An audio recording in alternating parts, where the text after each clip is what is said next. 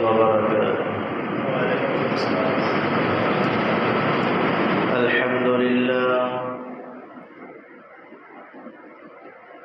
الحمد لله نحمده ونستعينه ونستغفره ونؤمن به ونتوكل عليه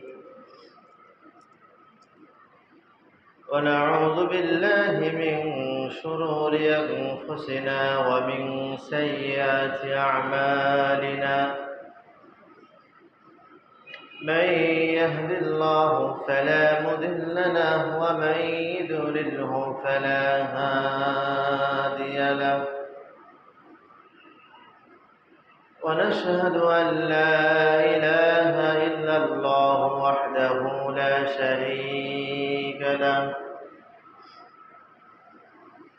ونشهد أن سيدنا وسندنا وحبيبنا ومولانا محمد الذي أرسله بالحق بشيرا ونذيرا وداعيا إلى الله بإذنه وسراجا منيرا فقد قال الله تعالى في كلامه المجيد وفرقانه الحميد إن الله لا يغفر أن يشرك به ويغفر ما دون ذلك لمن يشاء وقال تعالى إنه من يشرك بالله فقد حرم الله عليه الجنة وقال تعالى يا بني لا تشرك بالله إن الشرك لظلم عظيم وقال تعالى فاجتنبوا الرجس من الأوثان واجتنبوا قول الزور وقال رسول الله صلى الله عليه وسلم لا تقوم الساعة حتى تلحق قبائل من أمتي بالمشركين حتى يعبدوا الأوثان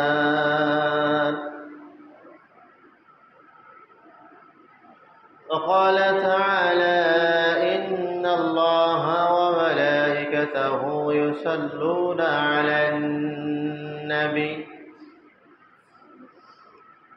يا أيها الذين آمنوا صلوا عليه وسلموا تسليما اللهم صل على محمد وعلى آل محمد كما صليت على إبراهيم وعلى آل إبراهيم إنك حميد مجيد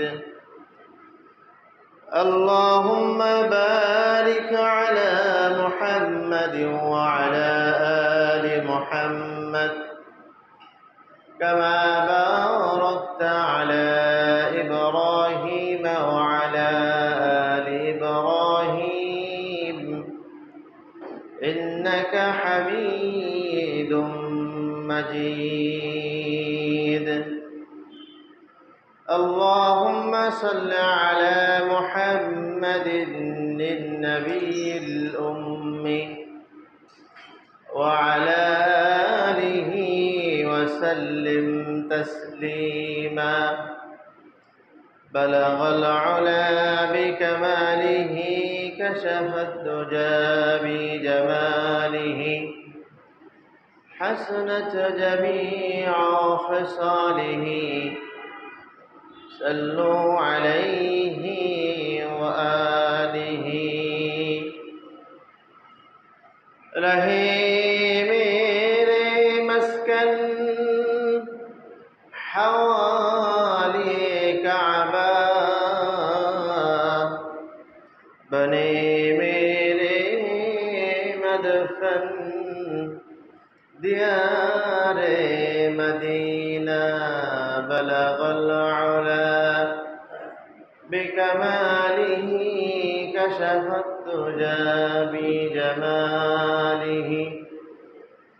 हसनत जमीअ खिसालिही सल्लु अलैहि व आलिहि सुब्हानक ला इल्म लना इल्ला मा अल्लमतना इन्नक अंतल अलीमुल हकीम जज़ल्लाहु अन्ना मुहम्मदन मा हुवा अहलुहु अल्हम्दुलिल्लाह।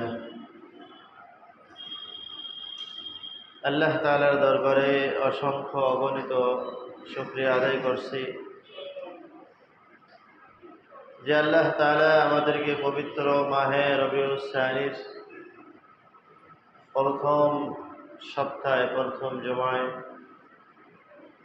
আল্লাহ তাআলা জুমার নামাজ পড়ার জন্য দুনিয়ার বিভিন্ন মজলিস থেকে আলাদা হয়ে আল্লাহ তাআলার কাছে যে ঘর যে জায়গা সবচেয়ে প্রিয় আল্লাহ তাআলা সেই ঘরে আমাদেরকে আগে আগে আসার মতো তৌফিক দান করেছেন। এর জন্য সকলে বলছি আলহামদুলিল্লাহ। গত জুমা থেকে আজ জুমা পর্যন্ত লম্বা হায়াত আল্লাহ তাআলা দিয়েছেন। হায়াতের মধ্যে সুস্থতা নিয়ামত আল্লাহ তাআলা ভরপুর করেছেন। কত মানুষ অসুস্থ হয়ে বিভিন্ন ব্যাধিতে বিভিন্ন রোগ নিয়ে ভুগতেছেন, আল্লাহ তাআলা আমাদেরকে সুস্থ সবল রেখেছেন, এটা মালিকের বড় নিয়ামত। দুরূদ ও সালাম পেশ করছি মানবতার দেশারি সাইয়্যিদুল কাওনাইন, আমার আপনার সকলের প্রাণ প্রিয় মানুষ, আল্লাহ তাআলার প্যারা দোস্ত, নবী কুলের শিরোমণি জনাবে মুহাম্মদ রাসূলুল্লাহ সাল্লাল্লাহু আলাইহি ওয়াসাল্লামের রাসূল আকরাম সাল্লাল্লাহু আলাইহি ওয়াসাল্লাম গত সপ্তাহে বলতেছিলাম যে রাসূল আকরাম সাল্লাল্লাহু আলাইহি ওয়াসাল্লামকে কাফেররা যেভাবে নির্যাতন করেছিলেন, অপমানিত করেছেন, লাঞ্ছিত করেছেন, কিন্তু বিন্দু মাত্র ইসলাম থেকে দিন থেকে সরাতে পারেনি।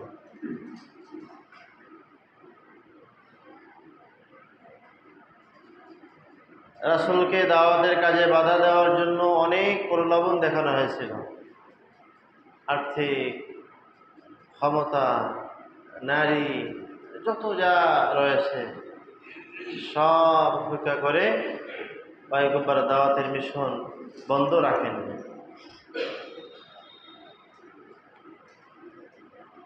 রাসূলের সঙ্গে যাদের সম্পর্ক ছিল তাদেরকেও বয়কট করা হয়েছিল, কিন্তু পয়গম্বর আলাইহিস সালাম এক মুহূর্তের জন্য, কিছুক্ষণের জন্য হলেও দিন থেকে, দিনের দাওয়াতি কাজ থেকে বিন্দুমাত্র সরেননি। আমাদের সামান্য অজুহাত আসলে আমরা নামাজ থেকে দূরে থাকি, ইসলাম থেকে সরে যাই। বিশেষ করে আর্থিক কোনো প্রলোভন যদি আমাদের সামনে আসে, আমাদের ঈমান বিলীন হয়ে যায়। ঢাকা থেকে এক আলেমদের জামাত আসছে, গতকালকেই কারগুজারি শোনাইছে, আমাদের দেশে 40 লক্ষের বেশি মুসলিম খ্রিস্টান হয়ে গেছে। তার মানে মুসলমানরা আর্থিক লোভে, সম্পদের লোভে, টাকার লোভে ঈমান বিক্রি করছে। অথচ সামান্য টাকা দিয়েছে তারা, হয়তো বাড়ি ঘর করেছে, গরু ছাগল এগুলো হয়তো পালার জন্য কিছু কিনে দিয়েছে। এর জন্য মুসলমান খ্রিস্টান হয়ে যাচ্ছে, আর্থিক কিছু ভোগ করার জন্য, সামান্য অর্থ ভোগ করার জন্য ঈমান শেষ করতেছে। অথচ সাহাবাদেরকে, রাসূল আকরাম সাল্লাল্লাহু আলাইহি ওয়াসাল্লামকেও রাষ্ট্রীয় ক্ষমতা দিবেন, চাইলে পাহাড় বরাবর স্বর্ণ দিবেন, নারীর লিপ্সা হলে নারী দিবেন, কিছুই আল্লাহ তাআলা রাসূলের জবান থেকে কোনো কিছুর কাম্য করেননি যে না আপনি এগুলো তো চান না। তো সাহাবারাও ঠিক একই নমুনায় ছিলেন। সাহাবাদের পরে তাবিঈ আসছে, তাবিরা তো যারা ঈমানের সঙ্গে সাহাবা দেখছে তাদেরকে বলা হয় তাবিঈ, আর যারা ঈমানি হালাতে নবী দেখছে তাদেরকে বলা হয় সাহাবী। সাহাবাদের ঈমান তাবিঈদের ঈমান কত উপরে।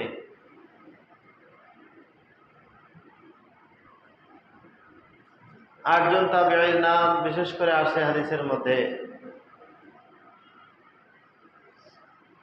যাদের ঈমানি পাওয়ার, যাদের ঈমানি চেতনা, ঈমানি শক্তি এত প্রবল, এত বেশি পরিমাণে ছিল যে সাহাবা কেরাম রাদিয়াল্লাহু তাআলা আনহুম তাদের প্রশংসা করতেন। ওমর ফারুক রাদিয়াল্লাহু তাআলা আনহু যাকে তাহনিক করেছিলেন, হাসান বসরি রহমতুল্লাহ আলাইহি সাহাবাদের পরে তাবেঈদের যুগে সবচেয়ে দামি মানুষ। ওমর ফারুক রাদিয়াল্লাহু তাআলা আনহু নিজে তাকে তাহনিক করেছেন। আলী রাদিয়াল্লাহু তাআলা আনহু তাকে কোলে বসায় আদর করেছেন, পরবর্তীতে খেলাফতও দিয়েছেন।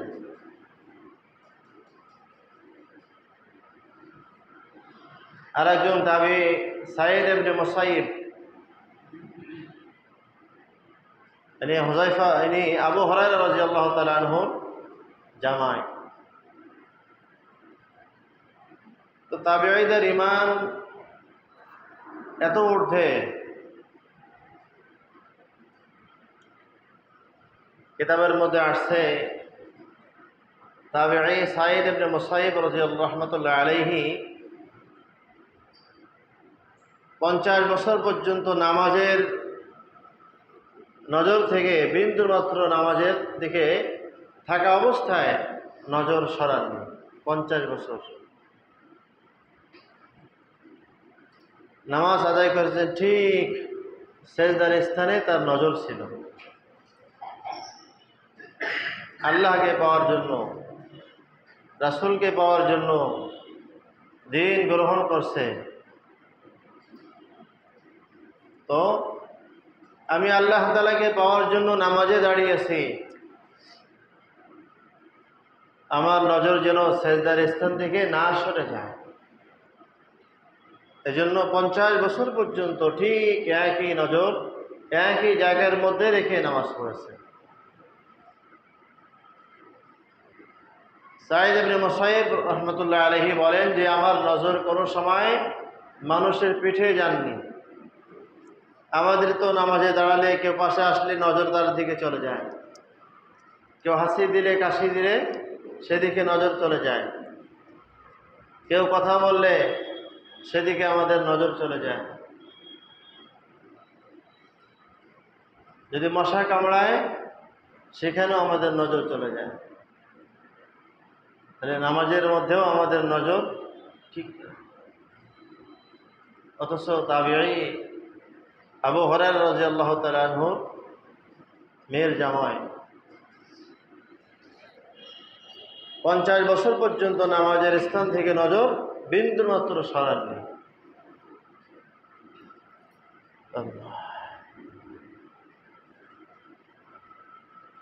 আশ-শাওয়ালি থানবী রাহমাতুল্লাহ আলাইহি লেখেন, তাবিঈদের মধ্যে সবচেয়ে বড় তাবি 8 জন তাবি ছিলেন। তাদের মধ্যে অন্যতম হাসান বসরি রহমতুল্লাহ আলাইহি জগৎ বিখ্যাত তাবি,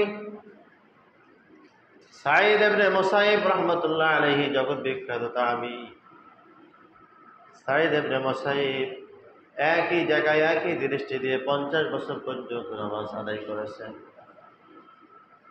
শুধু তা নয়, সাঈদ ইবনে মুসাইয়্যিব রাহমাতুল্লাহ আলাইহি 40 বছর পর্যন্ত তাকবীর ওলার সঙ্গে নামাজ আদায় করেছেন। তাকবীর ওলা বলা হয় ইমাম সাহেব যখন আল্লাহু আকবার বলে হাত বাঁধে, ওই বাঁধার সঙ্গে যার তাকবীর মিলে যায়, সাথে সাথে যে নামাজ আদায় করে তাকে বলা হয় তাকবীর ওলা। সাঈদ ইবনে মুসাইয়্যিব 40 বছর পর্যন্ত তাকবীর ওলার সঙ্গে নামাজ আদায় করেছেন। একদিন তার নামাজ ছুটে যায় নাই, রাকাত ছুটে যায় নাই, রাকাত তো দূরের কথা, তাকবীর ওলাই কিন্তু ছুটে নাই।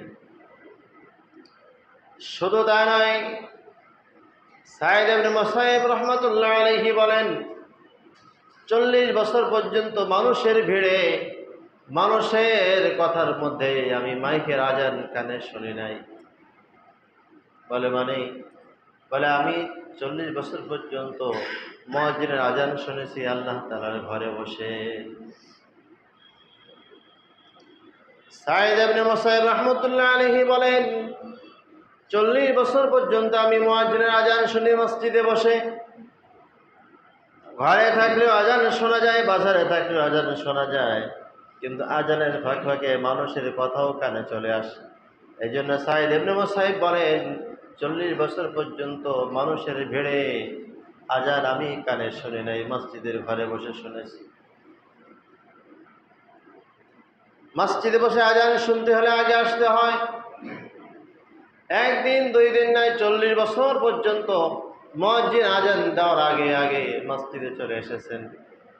প্রশ্ন করা হলো, আপনি তো আজান হওয়ার পরে আসতে পারতেন, আগে আসলেন কেন? সাঈদ ইবনে মুসাইয়্যিব বলেন, দেখো, যদি আল্লাহ তাআলা প্রশ্ন করে, আল্লাহ তাআলা যদি জিজ্ঞাসা করে, এ সাঈদ, মুয়াজ্জিন হাই আলা সালাহ বলে কেন তোমাকে নামাজে ডেকে নিল, আগে কেন যাওনি, আগে কেন হাজির হওনি? কি তাদের ভেতরে কাজ করছে? সাঈদ ইবনে মুসাইয়্যিব রাহমাতুল্লাহ আলাইহি বলেন, আল্লাহ তাআলা যদি আমাকে প্রশ্ন করেন হাই আলা সালাহ বলে তোমাকে কেন নামাজের দিকে ডাকা হলো, আগে তুমি কেন গেলে না? এজন্য আমি আগে ভয়ে আগে 40 বছর পর্যন্ত মসজিদে এসে আজান শুনে নামাজ পড়েছি।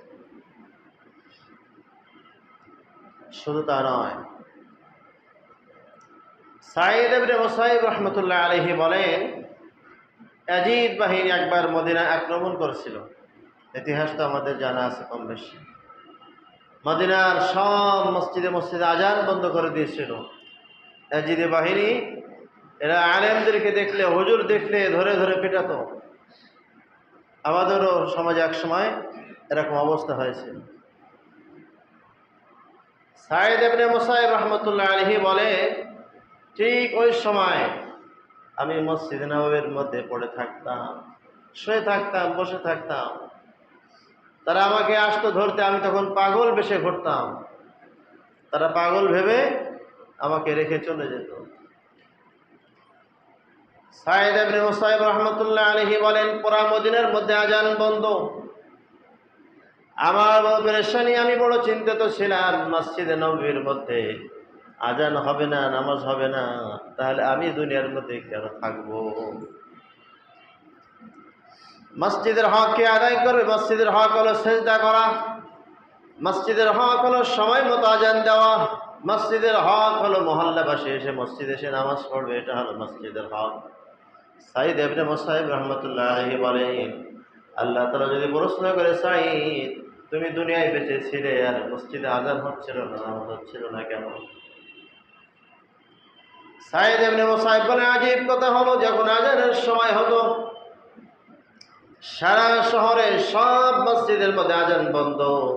ইয়াজিদ বাহিনী তারা আজান বন্ধ করেছেন, কিন্তু মদিনার মসজিদে আজানের সময় হলে পয়গম্বরের রওজা থেকে আজানের শব্দ আসতো। আজানের সময় হয়ে গেলে পয়গম্বর নিজে আজান দিতেন। সাঈদ ইবনে মুসাইয়্যিব তাবিঈ, উনি বললেন যে আমি নিজ কানে শুনতাম এবং আজান শুনে আমি নামাজ পড়তাম।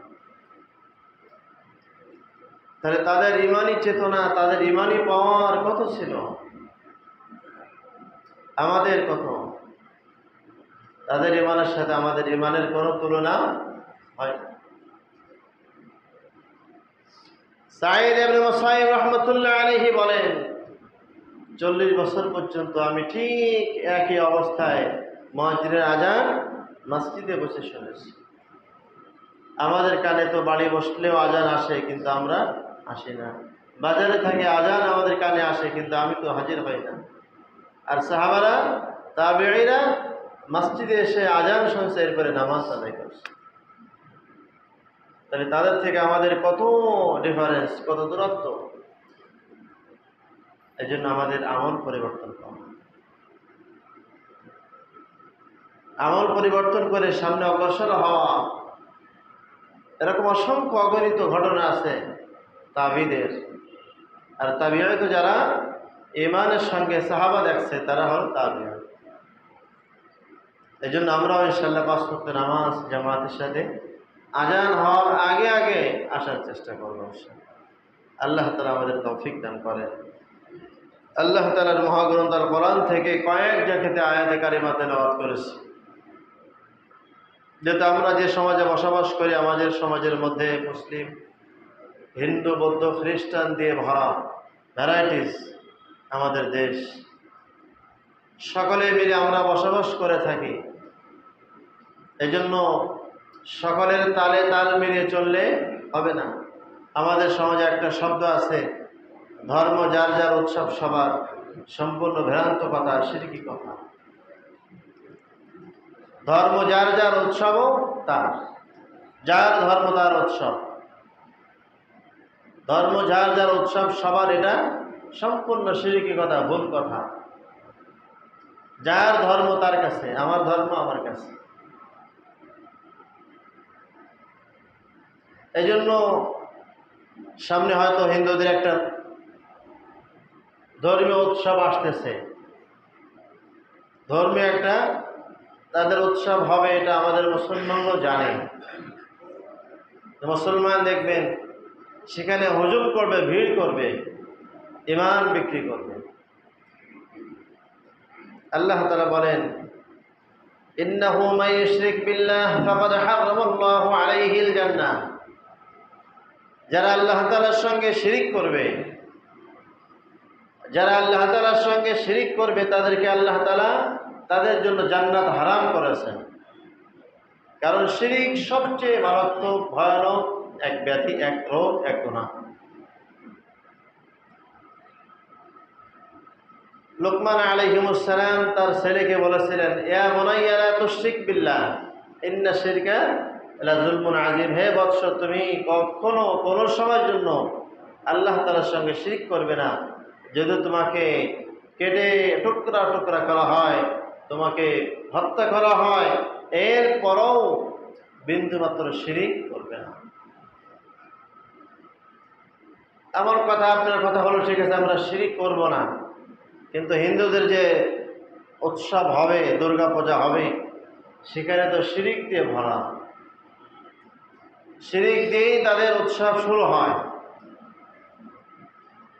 এই জন্য আমার ঈমান রক্ষা করার জন্য, ঈমান বাঁচানোর জন্য, আমল বাঁচানোর জন্য আমি তাদের কোনো প্রোগ্রামে অংশগ্রহণ করতে পারবো না, ঈমান চলে যাবে।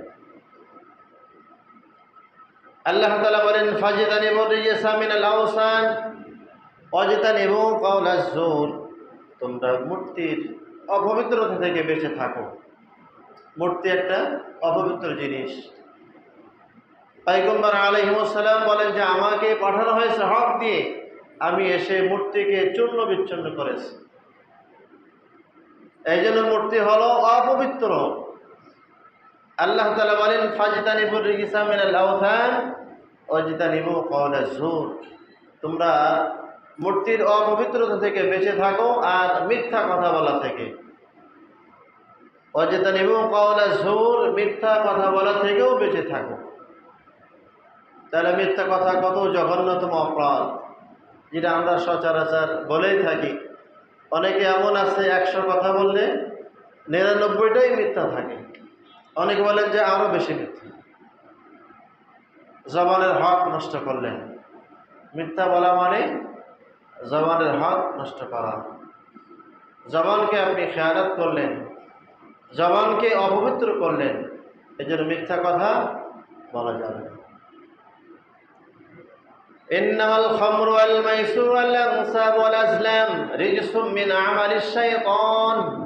আল্লাহ তাআলা বলেন, হে ইমানদারগণ, তোমরা মদ, জুয়া, প্রতিমা এবং ভাগ্য নির্ধারণ যত বিষয় আছে এগুলোর সার থেকে, এগুলোর খারাপি থেকে বেঁচে থাকো। মুসলমানের সন্তান মদ খায়, হারাম গুনাহের কাজ। মুসলমানের সন্তান জুয়া খেলে, হারাম কাজ। মুসলমানের সন্তান ভাগ্য নির্ধারণ করতে গণকের কাছে যায়, হারাম কাজ, গুনাহের কাজ। আরও যত খারাপি আছে, হাত দেখায়, হাতে রেখা দেখায়, চোখ দেখে অনেক কথা বলে, অনেক সময় এগুলো শোনার জন্য মুসলমানের সন্তান চলে যায়। এগুলো সম্পূর্ণ হারাম, গুনাহের কাজ। ইন্নামাল খামরু ওয়াল মাইসিরু ওয়াল আনসাব ওয়াল আজলামু রিজসুম মিন আমালিশ শাইতান। আল্লাহ তাআলা বলেন যে তোমরা, হে বান্দারগণ, তোমরা মদ, জুয়া এবং প্রতিমা এবং ভাগ্য নির্ধারণের যত বিষয় আছে এর সব সার থেকে, খারাপি থেকে তোমরা বেঁচে থাকো।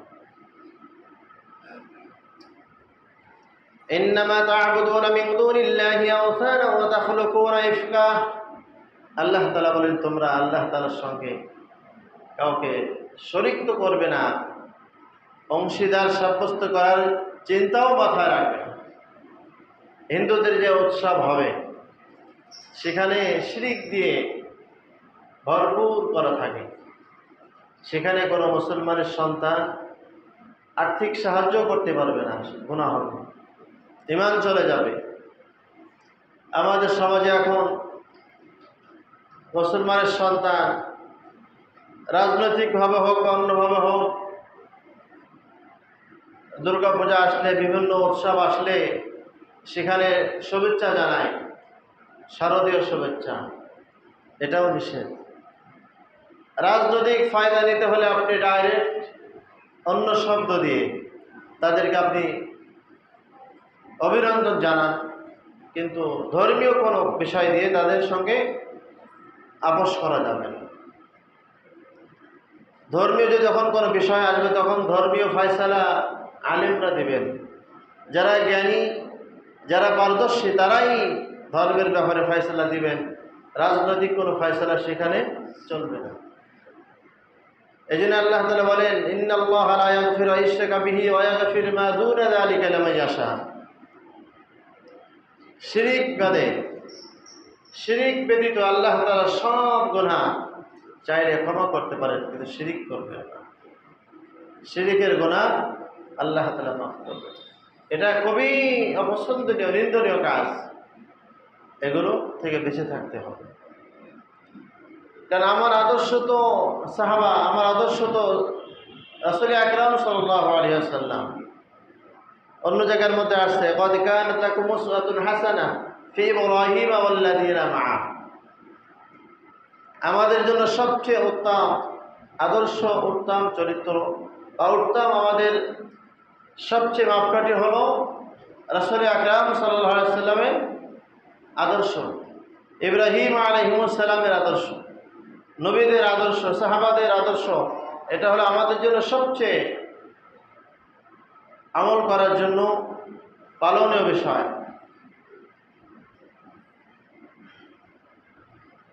হাদিসের মধ্যে আসছে,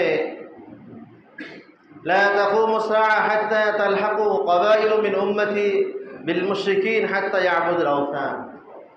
যে যতক্ষণ পর্যন্ত কিয়ামত হবে না, যতক্ষণ পর্যন্ত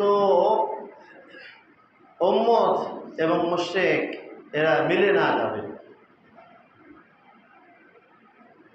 এখন মুসলমানের ঘরের মধ্যেও মুশরিকদের কালচার, মুশরিকদের সব কিছু এখন মুসলমানদের ঘরের মধ্যে আসছে। অথচ এই মুশরিক থেকে রাসূল আকরাম সাল্লাল্লাহু আলাইহি ওয়াসাল্লাম তাদেরকে ভৎসনা করেছেন, তাদের জন্য লানত করেছেন। রাসূল আকরাম সাল্লাল্লাহু আলাইহি ওয়াসাল্লাম অন্য এক হাদিসের মধ্যে বলেন, যেখানে শিরকের আনাগোনা হয়, যেখানে শিরিক প্রচলন হয়, যেখানে শিরিকের আলোচনা হয়, সেখানে আল্লাহ তাআলার লানত অভিশপ্ত বর্ষণ হয়, নাযিল হয়।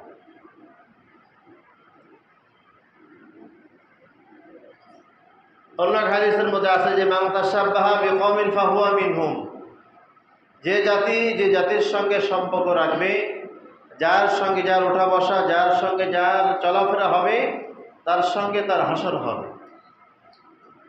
তার সঙ্গে তার কিয়ামত হবে, হাসর হবে। এই জন্য আজকে দুনিয়ার মধ্যে যদি আমার আচার আচরণ, আমার লেবাস পোশাক, আমার চলাফেরা যদি কোনো মুশরিকের সঙ্গে হয়, কোনো ইহুদিদের সঙ্গে হয়, তো ঠিক আমার ওঠা বসা যার সঙ্গে হলো দুনিয়ার মধ্যে, তার সঙ্গে আমার হাসর হবে।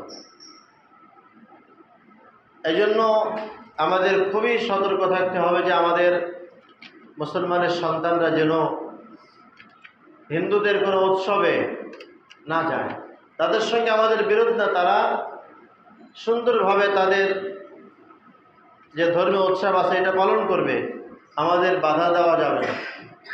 তাদেরটা তারা করবে, আমাদেরটা আমাদের করতে হবে। এই জন্য আমাদের মুসলমানের কোনো সন্তান যেন সেখানে অংশগ্রহণ না করে। যদি অংশগ্রহণ করে ঈমান চলে যাবে, ঈমান থাকবে না। অনেকে আছে দেখার জন্য যায়, যে আমরা একটু দেখে আসি। দেখতে যাওয়াও নিষেধ। আমাদের ধর্মীয় উৎসব আছে ঈদ উল ফিতর, ঈদ উল আজহা, এবার আমাদের আজকে একটা ধর্মীয় উৎসব জুমার নামাজে আমরা আসছি, কোনো অমুসলিম তো দেখতে আসলো না, যে আমরা যে দেখি তারা কি করে, এগুলো আসে না। তাহলে আমি যাব কেন? আমার সন্তানও যাবে কেন? এই জন্য আমাদের সতর্ক থাকা। অল্প দিন হায়াত, যদি আমার হায়াতের মধ্যে খারাপ আমল বেড়ে যায়, বেশি খারাপ আমল হয়, তাহলে আল্লাহ তাআলার কাছে কি জবাব দেব? এই জন্য আমাদের খুব সতর্কভাবে চলা। হিন্দু সম্প্রদায়ের পূজা অনুষ্ঠানে অংশগ্রহণ করা মুসলমানদের জন্য সম্পূর্ণ নাজায়েজ, অবৈধ, হারাম। এবং তাদের পূজা মণ্ডপে বা এই উৎসবে টাকা পয়সা দেওয়াও হারাম, গুনাহের কাজ। যে অনুষ্ঠানে মহান আল্লাহ তাআলার সবচেয়ে বেশি অপমান করা হয়, তারা সেখানে কয়েকটা দেবদেবী বানিয়ে তারা উৎসব করবে, সেখানে তারা শিরিক দিয়ে ভরে রাখছে। বড় খোদা, ছোট খোদা, বিভিন্ন নাম দিয়ে তারা সেখানে আনন্দ উৎফুল্ল করবে। এই জন্য বলা হয়েছে যে অনুষ্ঠানে আল্লাহ তাআলার সবচেয়ে বেশি অপমান করা হয়, একজন ইমানদার মুসলমান সেখানে রাষ্ট্রীয় দায়িত্ব পালন ছাড়া, তেমনও হতে পারে যে আমার সন্তান বিভিন্ন বাহিনীতে চাকরি করে, সরকার তাকে সেখানে দায়িত্ব দিয়েছে, এই রাষ্ট্রীয় দায়িত্ব ছাড়া যদি সে যায়, অপরাধী হবে। যেখানে আল্লাহ তাআলার সবচেয়ে বেশি অপমান করা হচ্ছে, সেখানে কোনো মুসলমান রাষ্ট্রীয় দায়িত্ব পালন ছাড়া যেতে পারবে না, যাবেও না, নিষেধ। কোনো মুসলমান অন্য কোনো ধর্মের মানুষের ধর্মীয় অনুষ্ঠানে কোনো বিশৃঙ্খলা করতে পারবে না, এটা নিষেধ। তারটা সে করবে, আমারটা আমি করব। এই জন্য দুনিয়ার মধ্যে কোনো অস্থির পরিবেশ সৃষ্টি করা যাবে না ধর্মের ব্যাপারে। অন্য এক আয়াতের মধ্যে আল্লাহ তাআলা বলেন, ওয়ালা তাসুবুল্লাযীনা ইয়াদউনা মিন দুনিল্লাহ ফায়াসিবুল্লাহ আদওয়াম বিগাইরি ইলম, যে মুসলমানরা যদি কোনো হিন্দুদের দেবদেবীর গালিগালাজ করে, যদি আমরা কোনো হিন্দুদের দেবদেবীর কোনো গালিগালাজ করে থাকি, তাহলে এমন হতে পারে যে তারাও আমার আল্লাহ তাআলাকে গালি করতে পারে। তাহলে এখানে আমার অসতর্ক থাকার কারণে আমি দেবদেবীর গালিগালাজ না করলে কি হয়েছে? তারটা সে করুক, তার মতো তার ধর্মীয় উৎসব সে পালন করবে, সেখানে আমি যাবও না, অর্থায়নও করবো না, বাধাও দেব না, তারটা সে করুক। ওয়ালা তাসুবুল্লাযীনা ইয়াদউনা মিন দুনিল্লাহি ফায়াসিবুল্লাহ আদওয়াম বিগাইরি ইলম। আল্লাহ তাআলা বলেন, যদি কোনো মুসলমান কোনো অমুসলমানদের কোনো ধর্মের ব্যাপারে কাউকে গালিগালাজ করে, গালিগালাজ যেন না করে, এমন হতে পারে যে তোমাদের রবকে, তোমার আল্লাহ তাআলাকে তারাও গালিগালাজ করতে পারে। এই জন্য আমি চুপ থাকবো, তারটা সে করে যাক, আমারটা আমি করব। তারটা তো সম্পূর্ণ নাজায়েজ বা সম্পূর্ণ অবৈধ, নাহক। এই জন্য আমি নাহকের মধ্যে জড়াবো না। তারটা সে তার যেভাবে আছে সেভাবে করে যায়, আমি আমারটা হক নিয়ে আমি বসে থাকব। আসন্ন দুর্গাপূজার সময় কেউ যদি উদ্দেশ্যমূলকভাবে বিশৃঙ্খলা সৃষ্টি করতে চায়, তাহলে আমরা বিভিন্ন বাহিনীকে খোঁজ খবর দিয়ে বলবো যে বিশৃঙ্খলা করার জন্য প্ল্যান করেছে, আমরা তাদের নলেজে দেব, বিষয়টা তারা দেখবে, আমরা নিজেরা আইন হাতে তুলে নেব না। এই জন্য সব মনে কথা হলো, আমাদের বাংলাদেশ, এখানে আমরা বহু মানুষ বসবাস করি একসঙ্গে। মুসলমানের সংখ্যা বেশি, হিন্দুরা বসবাস করে, ইহুদিরা বসবাস করে, খ্রিস্টান বসবাস করে। তবে ইদানিং খ্রিস্টানদের খুব পায়তারা চলতেছে। মুসলমান সজাগ না থাকলে হয়তো 50 সালের মধ্যে এরা খ্রিস্টান রাষ্ট্র তারা দাবি করবে। তাদের যে প্ল্যান, তাদের যে দাওয়াতি মিশন চলতেছে, যে মুসলমানের ঘরে ঘরে ঢোকে তারা মুসলমানের সন্তানকে খ্রিস্টান বানাচ্ছে। প্রায় 50-60 লাখ খ্রিস্টান হয়ে গেছে মুসলমানের সন্তান। তাদের এমন প্ল্যান রয়েছে যে তারা ঘর করে দেয়, বাড়ি করে দেয়, পানির ব্যবস্থা করে দেয়, রাস্তাঘাট করে দেয়, এরপরে গরু ছাগল সব দিয়ে তাদের একটাই প্ল্যান যে মানুষ মুসলমান থেকে সরানো, খ্রিস্টান বানানো। এই মিশন তাদের বহুতভাবে চলতেছে।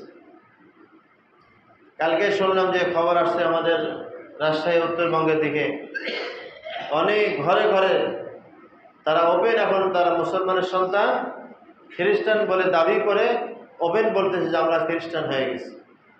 অনেক মুসলমান গোপন রাখছে, যারা গোপন রাখছে তারা যখন ইন্তেকাল হচ্ছে, মারা যাচ্ছে, খ্রিস্টানরা দাবি করে যেটা আমাদের বাহিনীর লোক, এটা আমাদের স্বজাতি, আমাদের লোক। তো তখন বলে তোমাদের প্রমাণ কি? বলে যে পুরুষ হলে আমরা তাদের ডান উরুতে সিল মেরেছি, আর মহিলা হলে বাম স্তনের নিচে তারা খ্রিস্টানদের সিল মেরে দিচ্ছে। ইন্তেকালের পরে তারা সে লাশ নিয়ে চলে যাচ্ছে। এই জন্য মুসলমান যদি এখনও সতর্ক না হয়, এখনও যদি ঘরে বসে থাকে, ইসলাম বরহক সত্য জিনিস, এরা যদি দাওয়াতের মিশন কাজ না চালায়, ওদের ভবিষ্যতে এই দেশও খ্রিস্টান দেশ হয়ে যাবে। এই জন্য কোনো বিশৃঙ্খলা সৃষ্টি করা যাবে না। আপনি চাইলে কোনো মুসলমানকে বোঝায় দাওয়াত দিতে পারেন, ইসলাম সত্য জিনিস। মাশাআল্লাহ, অনেক খ্রিস্টান ইসলাম গ্রহণ করতেছে, অনেক হিন্দু ইসলাম গ্রহণ করতেছে। আগে শোনা যেত না যে মুসলমান হিন্দু হয়েছে, ইদানিং অনেক জায়গা থেকে খবর আসতেছে যে 2-1 মুসলমান হিন্দু হয়ে গেছে। এগুলো হচ্ছে আর্থিক লোভের কারণে, সাময়িক দুনিয়ায় কিছু ভোগ করার জন্য। আসলে তো যে কোনো সময় খেয়ে চলে যেতে হবে। এই জন্য সর্বশেষ কথা, এই যে আসন্ন দুর্গাপূজা, এখানে আমাদের কোনো আর্থিক অংশগ্রহণ করা যাবে না। শুভেচ্ছা, শারদীয় শুভেচ্ছা, অভিনন্দন, এগুলো মুসলমান জানাতে পারবে না, অংশগ্রহণ করবে না, দেখতেও যাবে না, ঈমান চলে যাবে। আপনি যদি আপনার মন চায় না আমি করব, করতে পারেন আপনি, সেটা আপনার ব্যাপার। আমাদের কথা সত্যটা জানাই দেওয়া, এরপরে বাকি আপনার কাজ। আপনি অর্থায়ন করলে হারাম কাজ করলেন, নাজায়েজ কাজ করলেন, এমন হতে পারে যে আপনার মরণের সময় কালিমা নসিব হবে না। যদি নিজের মন গড়া চলেন, কোরআন হাদিস বিরোধী আপনি যদি চলেন, তো মরণের সময়, মৌতের সময় আপনার ঈমান নসিব হবে না। এই জন্য কোরআন হাদিস মেনে চলার চেষ্টা করা, সাহাবীদের মতো, তাবেঈদের মতো সেই পথে আমাদেরকে অগ্রসর হওয়া। অল্প দিন দুনিয়া, যে কোনো সময়। কত মানুষ রাতে আরাম করে খেয়ে ঘুমায় আর শেষে ওঠে না। এই জন্য তো বলে যে রাত শেষে ঘুম ভাঙলে সকাল, না ভাঙলে পরকাল। এই জন্য আমাদের শিরকের মধ্যে থেকে বেঁচে থাকা, আমার সন্তান যেন সেখানে না যায়, আমিও যাব না। তাদের ধর্মীয় কাজ তারা সুন্দরভাবে করবে, আমি বিশৃঙ্খলা করব না, বাধা দেব না। তাদেরটা তারা সুন্দরভাবে করে যাক, এটা আমার কোনো আসা যায় না। তাদেরটা তারা করবে, কিন্তু হ্যাঁ, আমারটা আমার করতে হবে। শুরুতে বলেছে যে তা আমি 50 বছর পর্যন্ত নামাজের স্থান থেকে নজর সরাইনি। আর আমি তো 50 বছর নামাজই পড়ি। 40 বছর পর্যন্ত তাকবীর ওলার সঙ্গে নামাজ পড়েছেন, একদিন মসজিদের বাহির থেকে আজান কানে শুনে নাই, আজান শুনতে মসজিদের বসে। তাহলে আমি কত পিছনে, আমি কত দূরে। আল্লাহ তাআলা আমাদের তৌফিক দান করেন। যতদিন আল্লাহ তাআলা আমাদের হায়াত রাখেন, আমরা কোরআন সুন্নাহর বিরুদ্ধে যাব না, কোরআন সুন্নাহ অনুযায়ী ইনশাআল্লাহ চলবো, হারাম কাজ থেকে বেঁচে থাকবো। আরও সহজে বলা হয় যে ভালো কাজ করতে না পারি, খারাপ কাজ করবো না। এই জন্য আমি হয়তো আমল কম করতেছি, বাকি শিরিক করবো না, শিরিকের মধ্যে মুবতলা হব না। লোকমান হাকিম তার ছেলেকে কতভাবে নসিহাত করেছেন, অনেক নসিহাত। তার মধ্যে প্রথম নসিহাত ছিল, ছেলে তুমি কোনো সময়ের জন্য শিরিক করবা না। শিরিক সবচেয়ে মহা গুনাহ, সবচেয়ে বড় গুনাহ। আর শিরিকের কাজ সবচেয়ে হিন্দুদের উৎসবে হয়ে থাকে। এই জন্য এই উৎসব থেকে আমি বেঁচে থাকবো, আমার সন্তান, আমার পরিবার সকলে বেঁচে থাকবে। আল্লাহ তাআলা আমাদের সবাইকে আমল করার তৌফিক দান করেন। যারা সুন্নাত পড়তে পারে না, সুন্নাত পড়ে।